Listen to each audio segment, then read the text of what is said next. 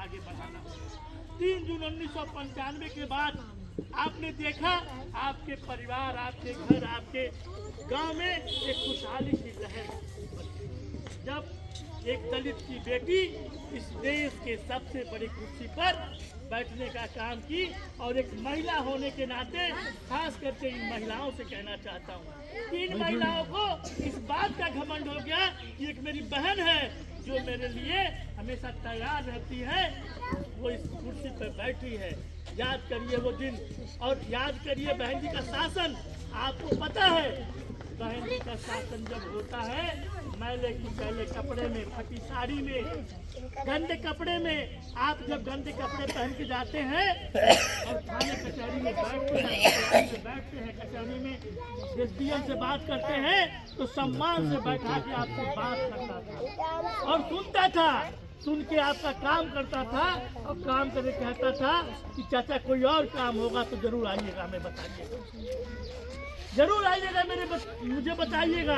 क्योंकि वो जानता था कि इस सबसे बड़ी कुर्सी, उत्तर प्रदेश की कुर्सी पर कोई और नहीं, मायावती बैठी है।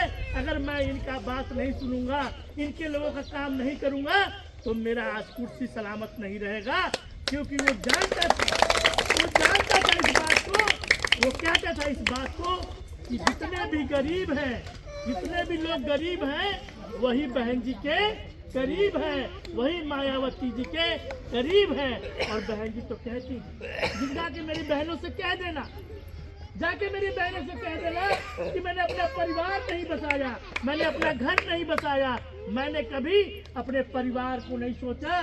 जिन्होंने अपने मांग में सिंदूर भरा, जिन्होंने अपने कलाइयों में चूड़ी पहनी, जिन्होंने अपना परिवार बसाया, अपने बच्चों को दुनिया में लाया, ऐसे लोगों की सुरक्षा करने का संकल्प लेके मैंने उनको अपना परिवार मान बैठी हूँ।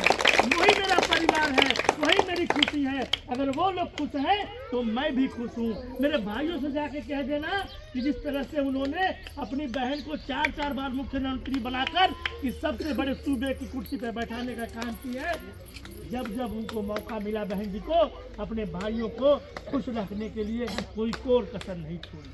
हर गांव में आप जानते हैं कि सफाई कर्मी की व्यवस्था किया उन्होंने। क्यों किया?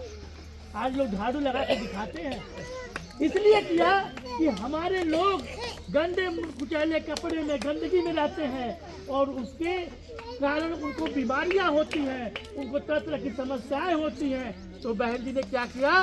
सफाई कर्मी की भर्ती किया। 1,08,000 लोगों को, जिनको कभी सोचा नहीं गया, कभी सोचा नहीं था कि वो नौकरी करेंगे। 1,08,000 लोगों को भरा। और पता है आपको, वो पढ़े लिखे भी नहीं थे, केवल साइन करके नौकरी पा गए। लेकिन आज उनका भी परिवार खुशहाल है। और वो भूल गए शायद इस बात को